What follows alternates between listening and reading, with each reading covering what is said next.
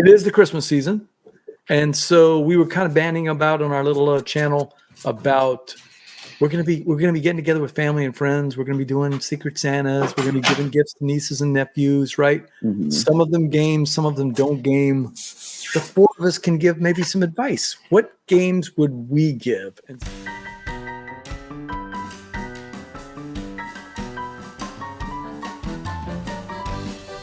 And since Verla is the overlord, Verla, you want to? I think it's only appropriate that Verla go first, right? Should I go first?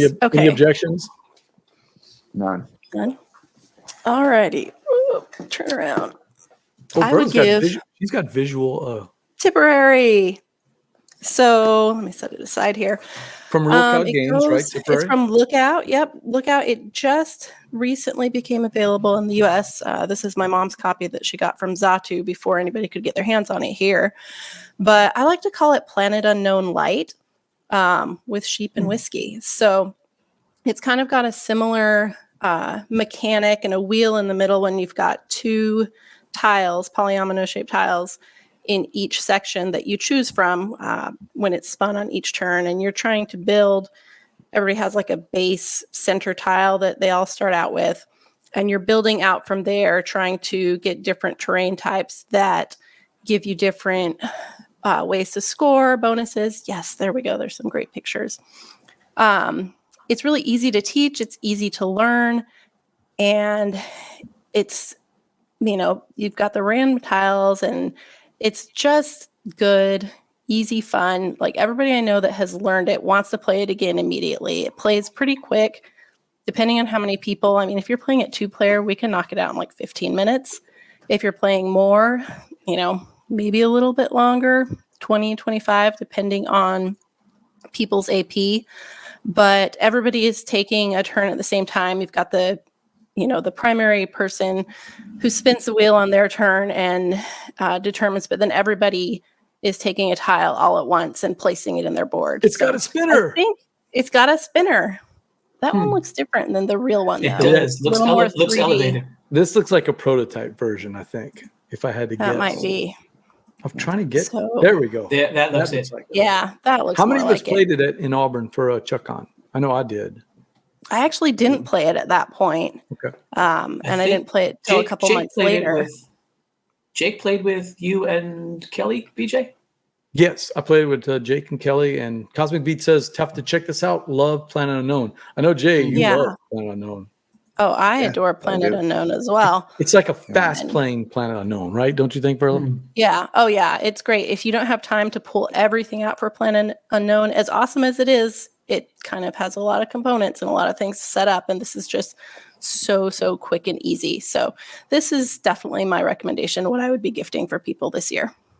Tipperary is fun. Very easy to teach, right? I mean, we learned it basically from that sheet that Kelly had printed out. Because I remember, if I remember right, she had like the German version of the game with possibly our sheet. I know everything was in a Ziploc bag because she was trying to do it for travel. But yeah, it was a lot of fun. I didn't know. I'm going to show my ignorance here because I'm sure Steve knows this. I didn't know until Glenn Flaherty posted something this week. It's an actual place from where Glenn's family is from. Yes, Ireland, I think. It is. Is it Ireland? It's a long way to Tipperary. Down here. It's in Ireland. Is it? County Tipperary in Ireland. County Tipperary. Says on the back of the box. So, I've never been there. I never heard of it. So, but I did like the economic part of it, the little barrels part, and I love the little tile laying. So, yeah, that's a good choice. And the little sheeple meeples. They're so cute. That's right. The sheeples. I like that. Sheeples. Yeah. All right, Steve, what about you? What do you got? Well, just follow up on this. This came to me from my secret Père Noël. Who could that be? Who could that possibly be? The jolly old Gumbo himself. Delivered this to me for Secret Santa. I'm still trying to figure out how you figured it out. It was the praline. Oh, the praline. That kind of did the job. Kathy says thank you by the way. Oh, tell Kathy thanks. Yeah, and the New Orleans did not care about the games, but ate the praline and had it. And the address, the praline, the Lafayette address, and the there were. I know nothing about tea. I'm at Champagne's Grocery, and I'm trying to find something. So the first one I picked out, by the way, was like a mango honey. No, watermelon honey. Is that interesting? That would have been Interesting. I would have gone with that. Good. But the one that you said is good. I like the caffeine in there too. So that's doing me fine. I did not know. But Tipperary is here now and will probably be coming with me to Adam's game night this Saturday. So that's going to be one. I'm glad to hear you say it's an easy teach because I'm going to be the one who has to do it. And Guys, I'm not the teacher in my game group and amongst you guys, but like I feel very confident teaching this one. If I can handle it, anybody can handle it. Very cool. All right. So we will definitely be playing that on Saturday. My recommendation, I have two. Mine is, I guess, if you're actually buying for somebody else and it needs to be, that's a good point. I would say Acropolis would be a good one. This is, again, I love tiling, just like Verla chose with Tipperary. This is similarly tile laying, 3D puzzle solving, and you basically get a multiplier based on the number of stars that you've played out there. But then you also multiply that to get your points for each color by the other tiles that you've laid in that color. And then they go higher as they build vertically, they're worth more points. Just like this. So it is it's a real puzzle of how do you place for colors. Some things score when they're isolated. Some things score when they're on the edges. Some things score when they're in the longest contiguous connection. But a really, really wonderful game. I would give Acropolis to someone who is ready for something a little bit beyond a simple classic card game or some sort. Want to do a little bit more gaming with the family, but don't necessarily feel, that they want to go deep into rules or a whole lot of take that. This is, the take that will be, oh, you took the tile I wanted, but it's not. It's not mean-spirited in that way. So I think this is a great one. But if you had money to throw around, or let's say you had a family member who really wanted to get something, you wanted to team up to get them into gaming too. My ideal gift to get families playing at the holidays would be Crokinole. Bring your Crokinole board or get someone, team up to buy one for as a family, and then you will be playing that instead of so many of your other board games, and you'll just re-rack and play it again. Steve's the winner here. Both of those are great choices. Everybody's played Acropolis, right? I think so. Yeah. I have now. I played it at ChuckCon this summer. It's the only time I've played it on the table. Now I play it with Nina and Becky all the time on Board Game Arena, and I get stomped. I won the first time I played on BGA with that group, and I have not even come close since then. Nina is a shark in that game. She's really good. Yeah. She figured out my little strategy right away, and now she neuters it every single time. Yeah. I can't spread yourself too thin. Can't spread yourself too thin in that game. I always go gold and either red or gold and green or gold and blue, and it's too obvious of a strategy. It's she neuters it. So I'm gonna have to zig instead of zagging. I finally got a hard copy about a week ago, and I need to get it to the table so I can figure it out a little bit better, and maybe I won't be so terrible at it online. Has anybody played it with with people just kind of, casual gamers? Anybody tried that yet? I'm wondering if I could play it during Christmas with the fam, I haven't tried it yet, but I bet you could. Yeah, I bet you could, but it might be like it's a combination of two different mechanics that might be hard to wrap your head around. The verticality of it might hurt some heads. Yeah. And the idea that when you lay a tile on the top of other tiles, you have to kind of straddle two tiles. People might say, but wait, it fits. But they might think that they have to match tiles underneath. I might say it's for, you give it at Christmas time, but play some of the other games and you start playing it around January, February when you come back together. You break them in a little bit, and then they're ready for the next level filler kind of thing. Jay, have you ever played Crokinole here at the house? I can't remember. Never played a full game. We messed around with it a little bit. Yeah. But next time you're in town, we need to play it because I've got it set up right here just permanently, so it's ready to go. That is a game that comes out for every holiday party. Like my nieces and nephews, they want to come upstairs because we can play and we can still chat and visit. So absolutely, it's a great one. That's two good choices. Jay, can you top Steve's choices here? We're getting some good Christmas choices.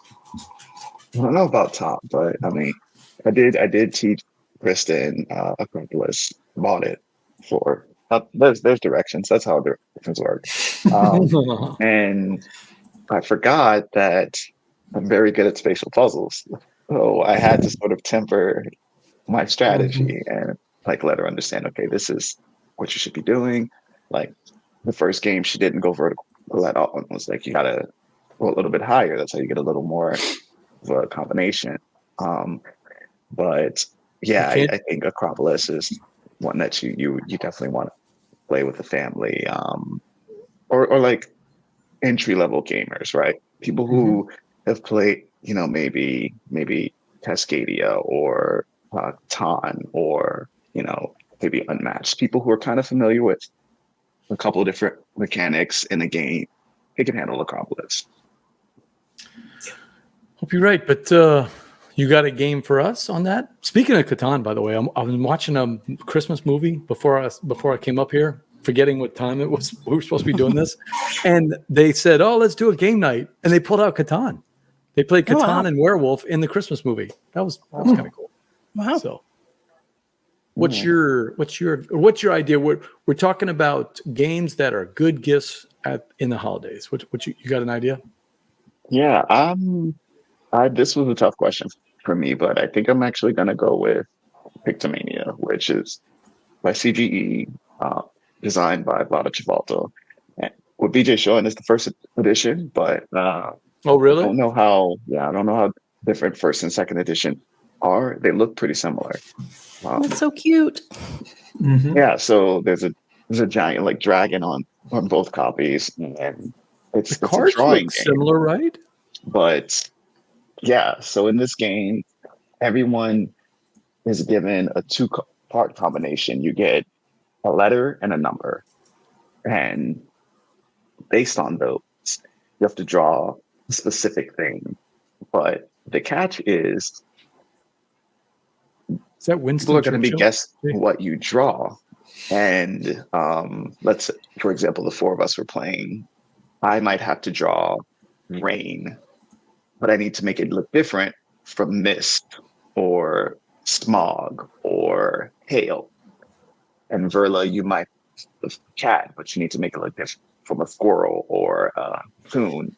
And so these are kind of like the different potential things that people are drawing, and they're all assigned numbers. So your job is three things: draw really well, but also draw fast, and distribute your points to other people's drawing.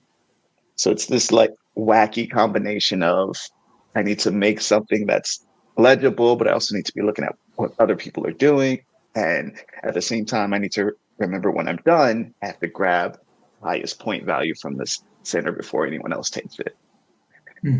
I was not very good at this game when we played it at ChuckCon, but man, I had such a good time. I've heard so many good things about Pictomania, and it totally rocked. I mean, you have to think fast and you have to think out of the box. Look at these cards right here. The difference between saucer and plate and bowl, that'd be pretty tough to think. But give yourself 5 seconds to think of the difference between those. It's pretty tough. So it's like there's a weird balance between speed and accuracy. Does that equalize for people's artistic quality that way, by making it a race that the best artist might really try to craft something, but they're going to be too slow to not really, get the message across quickly? I'll tell you, Steve, on my way up here, I played this game with my older brother, his wife, and my wife, Kristen, and I lost every time because my pictures were a little too detailed. I spent a little too long, and they were already done distributing their points. So I got the lower points. I still guessed with everybody, true, but I wasn't fast enough because you have to draw yours first. And then when you're done, you get to look at other people's and distribute your points that way. So you really got to figure out, like, what is that define, like, piece of this, cane instead of a sword or a stick? Like, how do I get them to realize what I'm drawing in the fastest amount of time? Mm-hmm. That's a good choice. So are Jay and I the only ones that have played it? No, I've played it before, but I know that the challenge in these art games is that you want to make sure that the best artist is not automatically the winner. And how do you balance that with the rules that make it so that there's something that levels the playing field somehow? And I found that the racing kind of, did do that a little bit, but then you also kind of you were distracted by what other people were drawing, which could also get in the way of the artist, paying too much attention to their own stuff, because you're always scouting, what's that going to be? What's that going to be? I think there's always a built-in advantage for people that can draw in any game with drawing. But it's minimal in this one because of the speed and because it's really about thinking and lateral thinking from a aspect of here's a clue and what can I make in only 3 or 4 strokes or 5 or 6 strokes that's gonna trigger that response. So that could be somebody who, I think, who's an artist or graphic designer could be very good at that. But I think anybody that's got a creative streak can do that too, or just anybody that can visualize what these things look like in 2D form.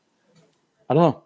I enjoyed it. I did not do great at it, but I mean, there was a couple of times where I had a good one and a couple of times where mine totally stunk, you know? It's just the way it is. Yeah. The real problem and it's not a problem. This is the beauty of the game. The beauty of the game is when 2 or 3 people have kind of similar things and similar issues, or even when one person has what looks like a similar drawing, but is not anything like what it's supposed to represent, you know?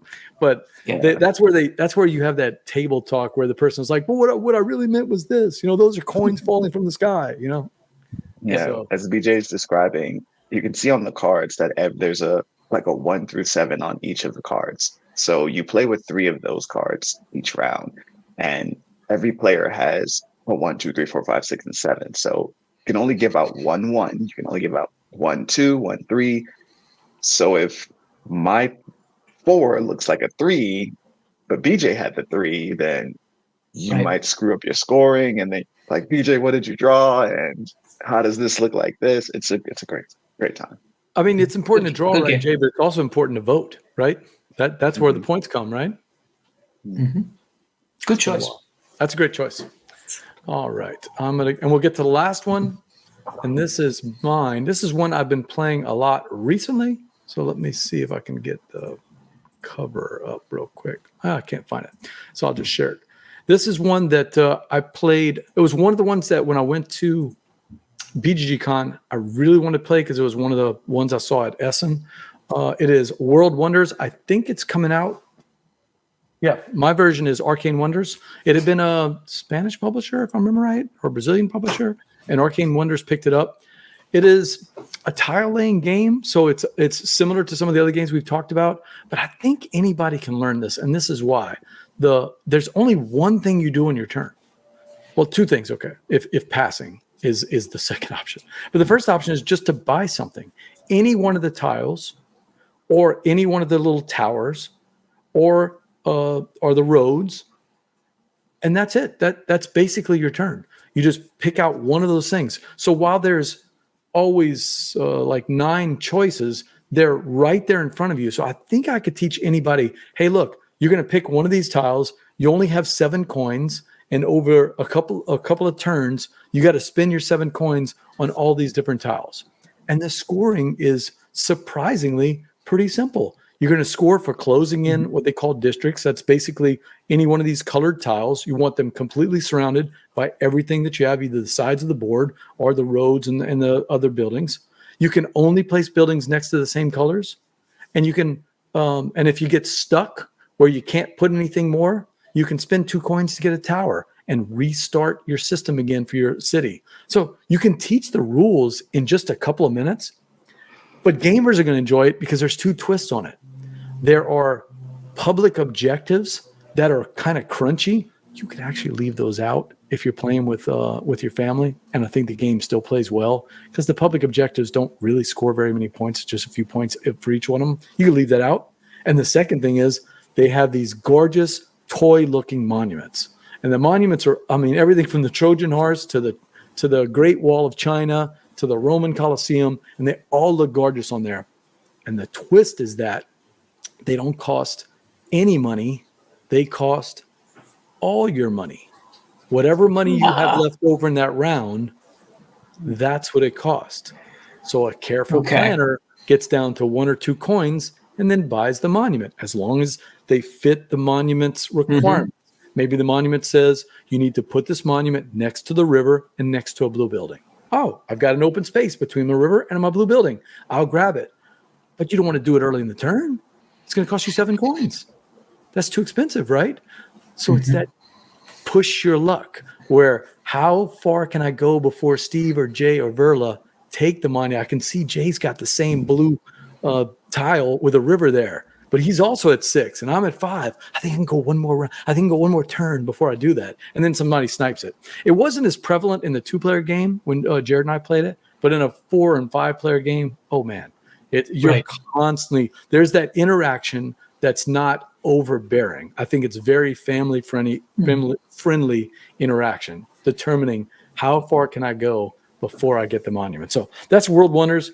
The 3 reasons is the rules are easy to teach. It plays well with family and has gamer elements. And number 3, it just looks amazing on the table. It does.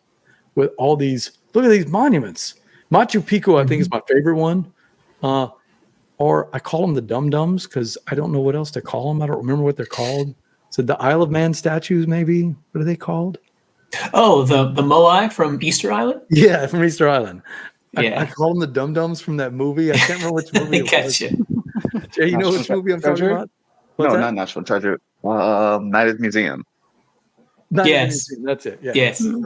So all of them are cute. There's the Roman aqueduct. There's the Great Pyramids. So they all look. Oh, just ignore that guy. But there's all. He's still in there. So that's World Wonders from Arcane Wonders. I think the world is designed by Z Mendez, and it's available pretty much everywhere. It was kind of hard to get for a while, but Arcane Wonders thinks a lot of it, and supposedly they're going to support the game. So I don't know. Has anybody played it? Did anybody else have any thoughts? No, haven't played it. Would like to. Oh wow, Great. Okay. DJ, what's the max player count on it? I think it's 5. If I remember right, it's 5. Big box? No, Ticket to ride size less box? than ticket to ride size. A little bit less than a ticket to ride size. Look, it's right here. Like Cascadia size? No, not that Somewhere in between those two? one. Yeah, Starship Captains. Okay. Okay. So Heaven and Ale, that size. Okay. So Okay. I guess All right. I guess that's pretty close to a ticket to ride box, right? Close. I think so. Yeah, it looks like ticket to ride size. So Yep. that is World Wonders. Yeah. Yes, call. I've seen some of the critics say, well, it does. It's like every other tiling game, blah, blah. I guess Cascadia is one of my favorite games. Not that it does anything. I've told Randy this. Not that it does anything completely unique, but it does it fantastic and it does it smoothly. It feels like a game that has been out forever, like just a classic game that you've always played, even though it just came out a year or two. That's how World Wonders reminds me of. World Wonders is like, wow, this game should have been around before. Why didn't anybody think of this? It's got those 2 little cool twists that I really enjoy. Very good.